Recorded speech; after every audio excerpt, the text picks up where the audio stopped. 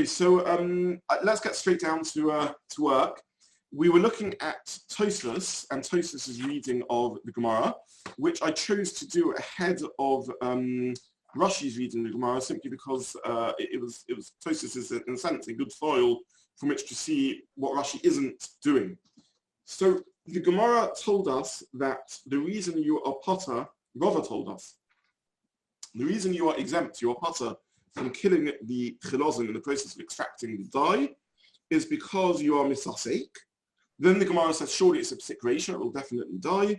And the Gemara answers that it is that you prefer it not to die. That's the translation of the Gemara. Now, what do each of these terms mean? So Tosfos says misasek here doesn't mean the classic meaning of misasek, which is I'm oblivious to the action that's happening. It means davar she'eino miskavin, it's an unintended side consequence. On that, the Gemara says you can't consider something an unintended side consequence if it is a psik ratio, a definite result. And on that, the Gemara answers, no, it's lo nichale. A davar she'eino miskavin, psik ratio, lo nichale is exempt. Says Tosfos, why is lo nichale exempt? Because it is a melacha she'ein tzricha legufa. You're not doing the melacha for its core purpose, and therefore it's exempt. And even though it's not an unintended side consequence, because I know it will definitely happen, nonetheless, it's not what I'm looking to do. It's not what I want. And there's a unique halacha in Masechet Shabbat with respect to Shabbos. That's a melacha she'ein tzricha legufa.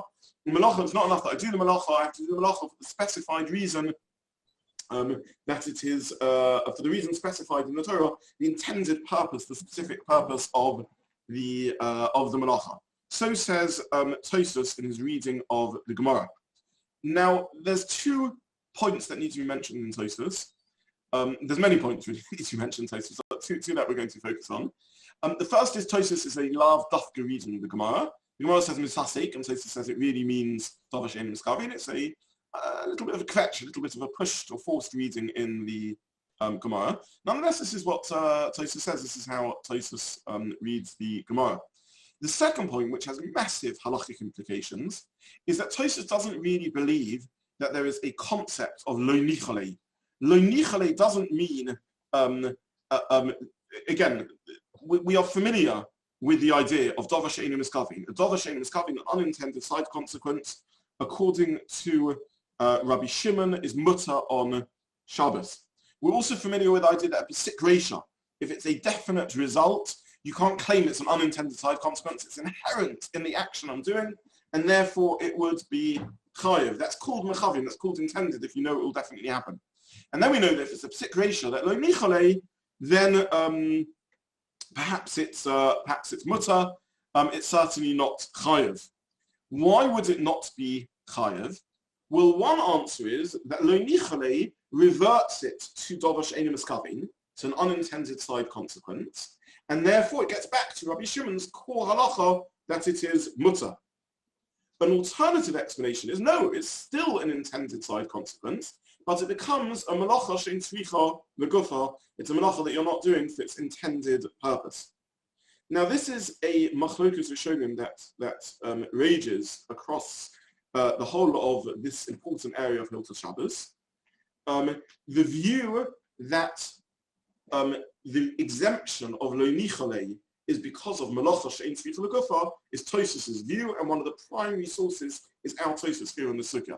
So Tosfos here in the Sugya claims that the exemption of an unintended side consequence, which will definitely happen, is only because if you don't want it to happen, then you don't. It's a melacha she'ein tzricha legufa. Now, a melacha she'ein tzricha legufa is potter aval osa. It's not permitted. It's forbidden. It's just not chayiv. Why is it potter aval osa? Because this is the general rule in Shabbos that all the exemptions from melachos, which are unique Shabbos halachas, are potter aval osa. Chazal removed all the unique exemptions of Shabbos and said even though you're potter, you're exempt. There's no chiyuv min haTorah. Nonetheless, it is osa. So if you believe that the exemption of an unintended, definite side consequence is because of melacha she'ein tzricha legufa, then even when it's lo nichale, even when you don't want it, since it's only melacha she'ein tzricha legufa, it will still be osa. However, there's an alternative way to understand the sugya. And the alternative way is a side consequence is davar she'eino miskavin, unintended side consequence. If it will definitely happen, I can't claim it's unintended. If I don't want it to happen or I'm completely disinterested in it, then again, that's an unintended side consequence because I'm apathetic about it. I have no interest in it. So in that argument, the lo nichole, the fact that I don't want to it or I'm disinterested in it, is enough to make it back to Dover She'einu Miskavin. Dover She'einu Miskavin, we saw, is not a Shabbos halacha, it's a whole Torah halacha. It applies also to the salesperson, the shopkeeper wearing clothes of Shabbos, for example.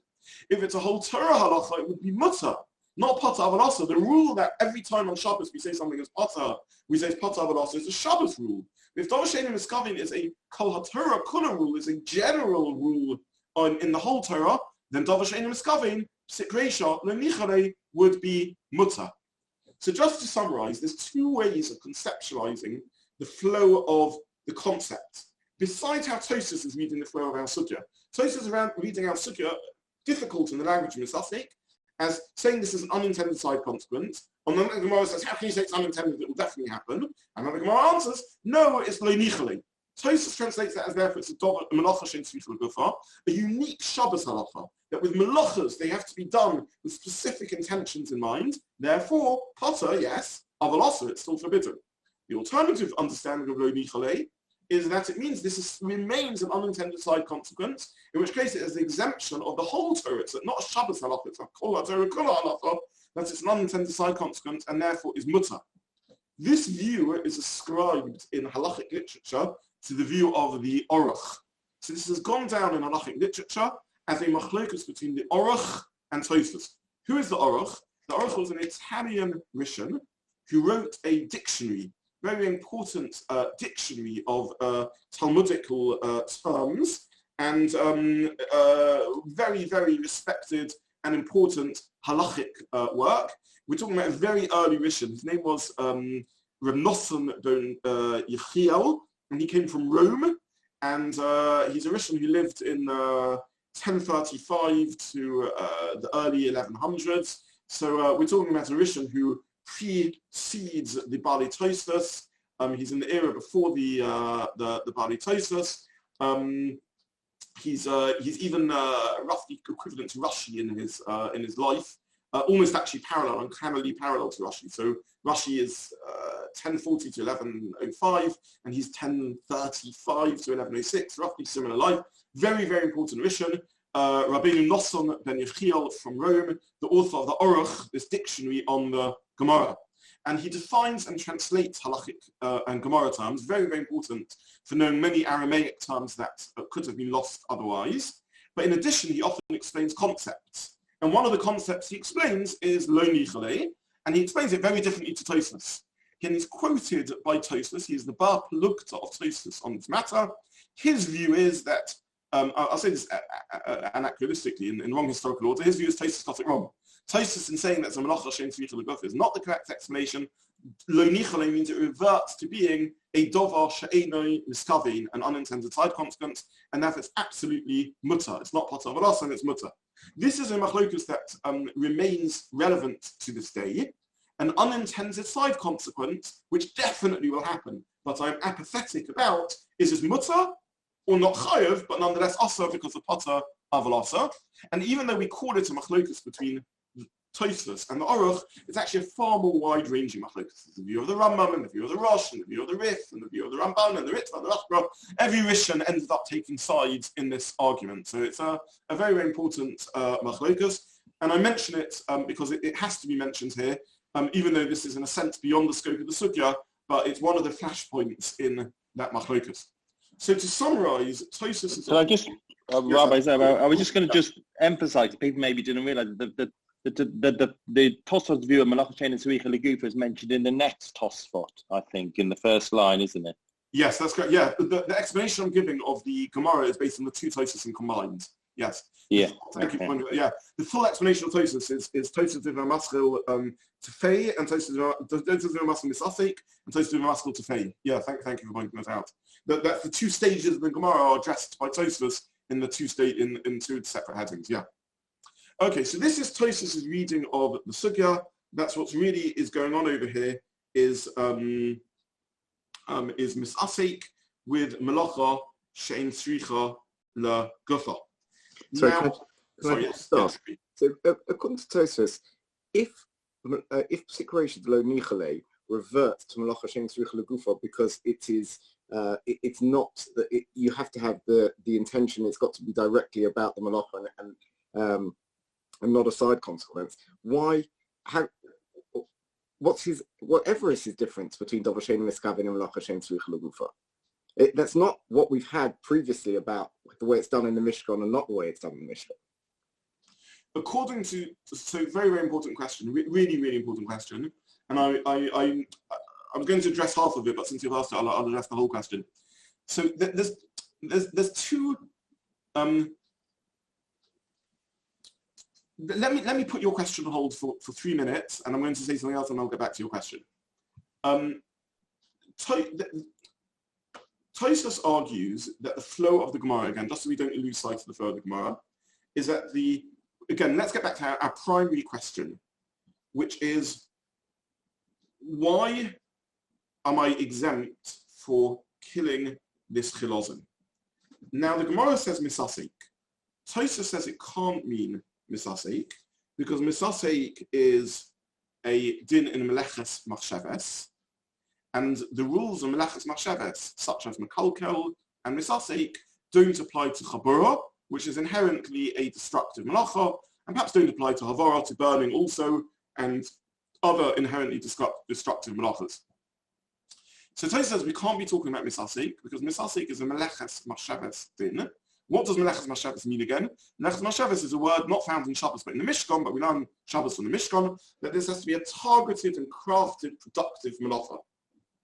Says Tosfos then, if that's the case, and Rabbi Shimon holds, we're learning the sugya is going in Rabbi Shimon, and Rabbi Shimon holds that melachos machshavos doesn't apply by chaburah, the Gemara must mean a different concept, the concept of Davar Shein Miskavin, which is not a Shabbos halacha, but is a kol haTorah kula halacha. So the reason you're exempt for killing this Chilazon is because it's an unintended side consequence. Ask the Gemara, it's a definite result. You can't call it an unintended side consequence. Says the Gemara, you're right. It's not because it's an unintended side consequence. It's because it's lo nichale, it's a melacha she'in tzricha l'gufa. This is how Tosfos answers the question. Now the problem is, and Tosfos really raises this problem, that if it's back to being melacha she'in tzricha l'gufa, surely that's also a melachos machshavos type din, in which case again it wouldn't apply by chaburah, by injuring things, because these are destructive melachas. Does the specific intention I need to do for melacha apply even by destructive melachas? So Tosfos raises that as a question. Nonetheless, the conclusion of Tosfos is yes, this halacha does apply by chaburah. It's not a melachos machshavos din. Now, why does Tosfos hold that? Why does he hold it isn't a melachos machshavos din? So here we get back now to Jeffrey's question. Again, I want to reiterate, there are different concepts floating around over here, and it's really, really important to understand the different concepts.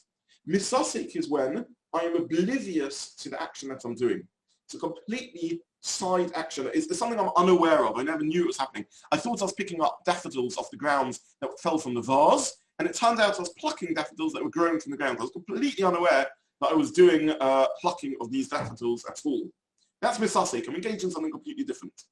Davar she'ein miskavin is an unintended side consequence. I'm aware it's happening. I'm aware that as I drag my bench along, I may be creating furrows, but I'm not intending to do it for that. The sick ratio is I'm aware that as I'm dragging my bench along, it is creating furrows, but again, I have no interest in that. It's not why I'm doing the melacha. Melacha she'in tzricha l'gufa is where I know what I'm doing. I'm intentionally and specifically and consciously setting out to achieve this result, but my purpose in doing it is different. It's not about awareness of the action. It's not about interest in the action. It's about purpose in the action, what result I wish to achieve. And Tosfos is arguing that melacha she'in tzricha l'gufa, whilst it is a unique Shabbos halacha, it's not a kol haTorah kula halacha, nonetheless it's not melachos machshavos. It derives from something else.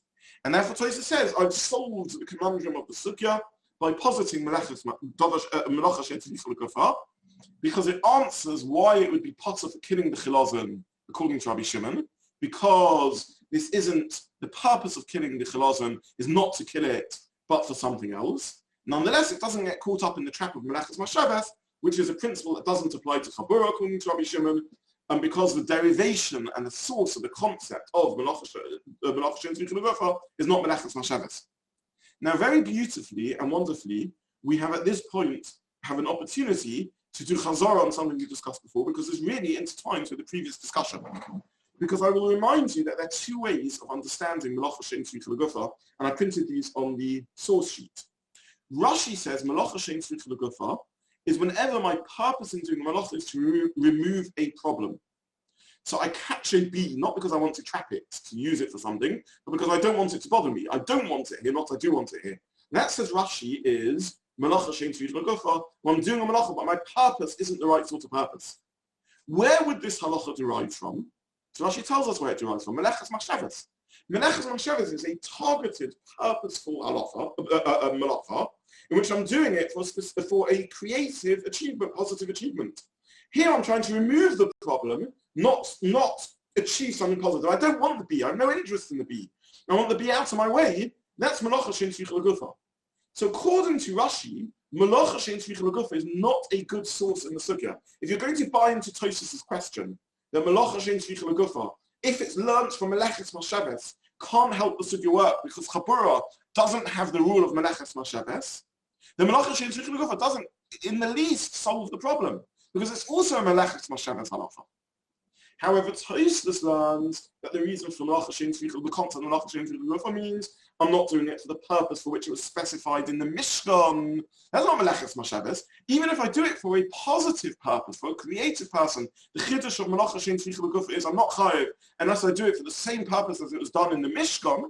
It's true that's a unique Shabbos halacha, but it's not a melachas machshavas type halacha. It's got nothing to do with melachas machshavas. It's not anything to do with creative craftsmanship, in which case, as Rashi argues, this is a negative creative action, not a positive, because I'm trying to remove a problem, not create a problem.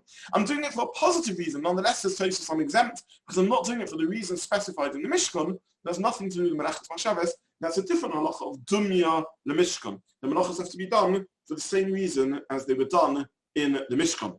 So in brief, Tosfos says, even though Tosfos raises the question at the end of Tosfos and says, I don't quite know how to deal with sources that seem to imply is a melachas machshavas halacha, I'm determined, says Tosfos, this is not a melachas machshavas halacha, and therefore Rabbi Shimon was told that the din of melachot she'ein tzricha legufa applies even to chaburah, which is a destructive melacha. Even though it's a destructive melacha, an injuring melacha, nonetheless I have to do this injury for a reason akin to that for which it was done in the Mishkan, not for a different sort of reason. So Jeffrey, I hope that both answers your question and also in a fuller way addresses Tosfos. Is that good? Yeah. Okay. So just to summarize what we have said so far, Tosfos' flow through the sugya is that the Gemara is asking, it says, how are you exempt for killing the Chilazon? Its answer is unintended side consequence, not shaming scaving. The Gemara then asks that surely this is a definite result of Sik Reisha, and the Gemara answers, you're right, it's not Dava shaming scaving. The issue is melachot she'ein tzricha legufa, and Tosfos of the view that melachot she'ein tzricha legufa is a principle, a halachic principle that even applies by chaburah. Even though chaburah is a destructive melacha, and therefore you don't need the rule of melachas machshavas, creative, positive melachos, nonetheless, it still has to be done for a purpose analogous to the Mishkan. This is the flow of the sugya according to Tosfos.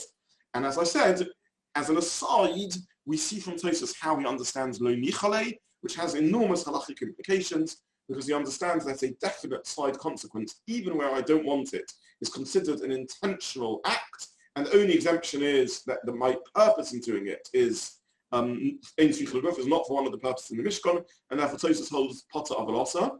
And this is of enormous impact in practical halacha about all sorts of unintended side consequences. I'll give you an example of many of the nafkaminas in modern day life. You're walking along the street and you trigger a light to come on, a light sensor that comes on. You know that every time you walk down your garden path, you will trigger your neighbour's light sensor. So according to the Aruch, it's a definite result. It's a side consequence. Lo nicha, I'm apathetic about the result. It's his security light. I don't want it. Dava she'ein skavin, Sik Reisha, lo nicha, therefore mutter. According to Tosfos, unintended side consequence. Lo nicha, I'm apathetic about it. I don't particularly need it.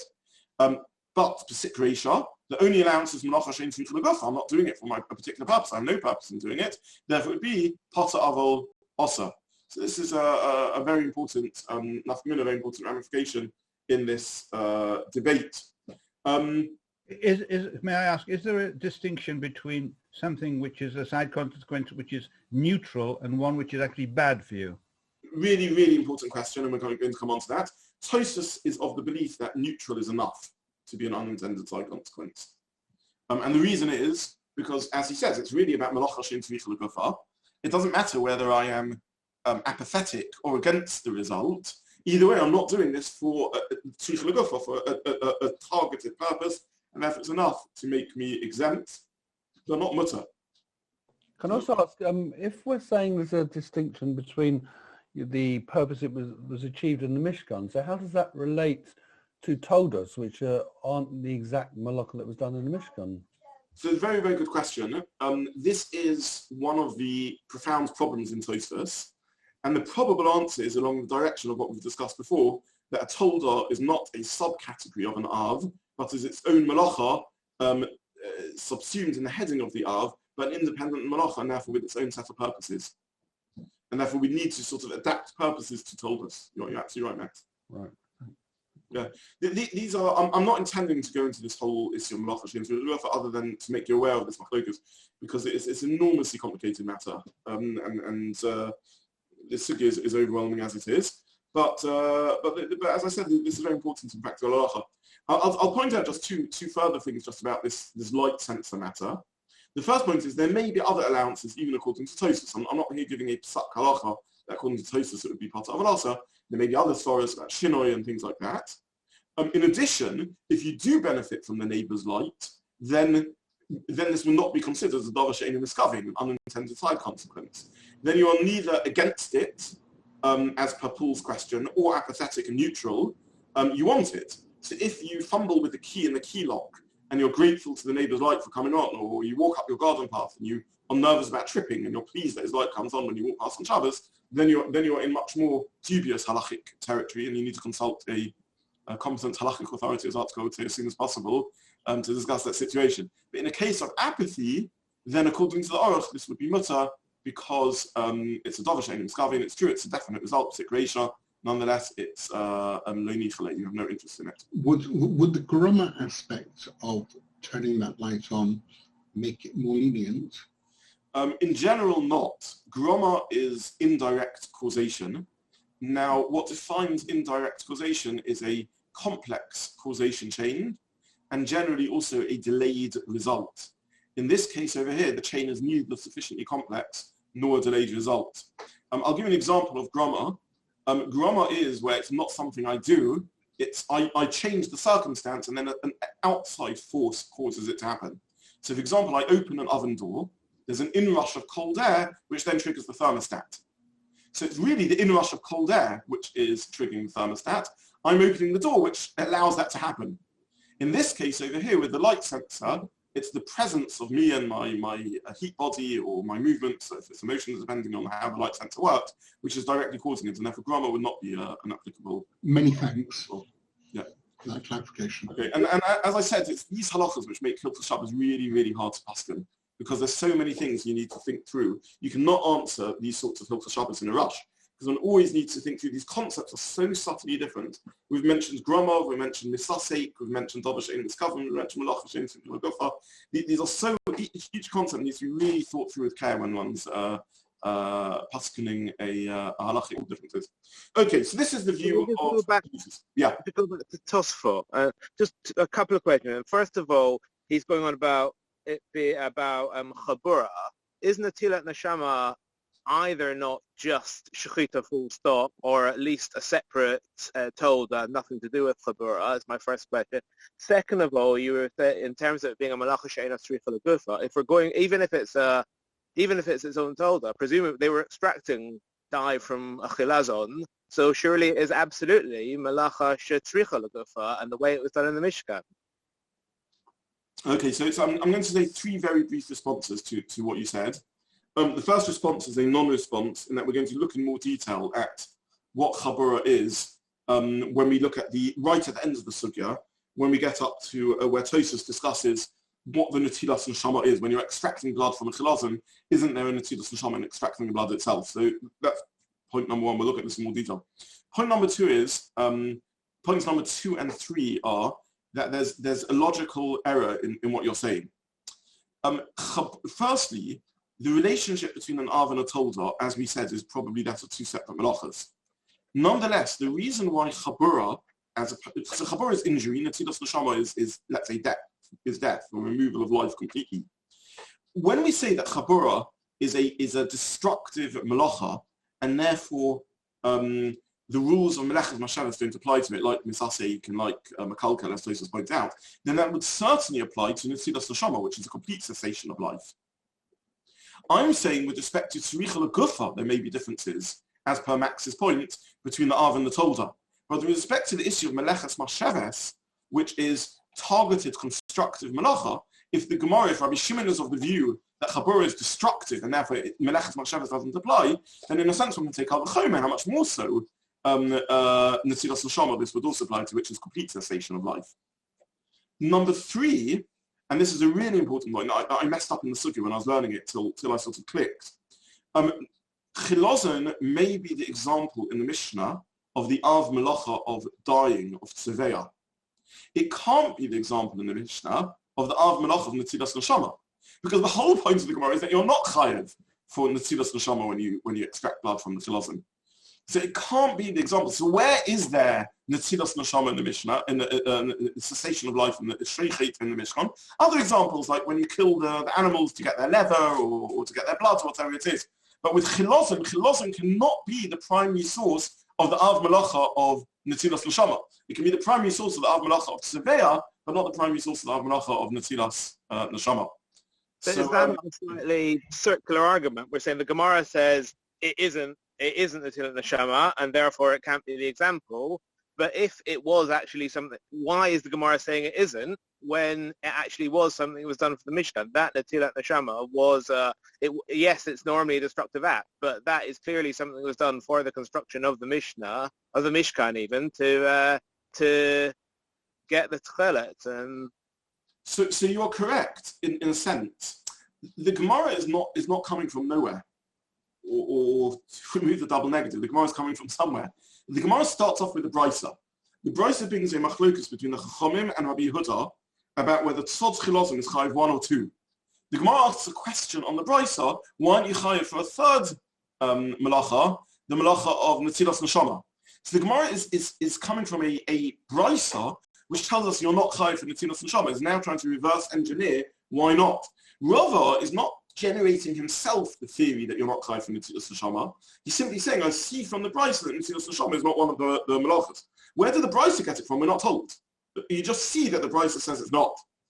So that's in terms of the logical structure of the Gemara. Where did the Brisa get it from? I don't know. But maybe the Brisa got it from the fact that the Brisa took it on as an assumption that the primary example of Netilas Neshama in the Mishkan was not Chilazon, but was the shechting of the rams or something of the sort, like we see in the next sugya of Hasheichli. Don't forget, Hasheichli is the next melacha at the bottom of the Amud, so we'll deal with Netilas Neshama there. And as I said, I'm going to push off talking about Netilas Neshama till the end of our sugya. But Rava is not arguing that he would have understood it this way. Rava is simply arguing that you see that from the Brisa, in which neither Rabbi Yehuda nor the Chachamim consider Netilas Neshama. Okay, next year on Tuesday we are B'li Neder definitely going to start Rashi, because it's time for us to start Rashi. So I would urge all of you, with the introduction you've done, to have a re-look at Rashi. Pointers to look at in Rashi, to think about in Rashi. Or A, Rashi seems to merge Misasek and Dovash Enu Miskavin, have a look at that. And B, Paul's point about whether there's a difference between apathy and negative intention, which Tosfos really picked Rashi up on, and also how Rashi understands the Lo Nichale at the end of the Sugya. So effectively, all the points we've spoken about in Tosfos, I started with Tosfos simply because Tosfos directs us what we need to think about, but we now need to go back to Rashi and see how Rashi would respond to each of these 3 points. And I wish you all a good day. Thank you so much. Thank you. Thank you. All right. Bye. Thank you very much. Thanks. Bye.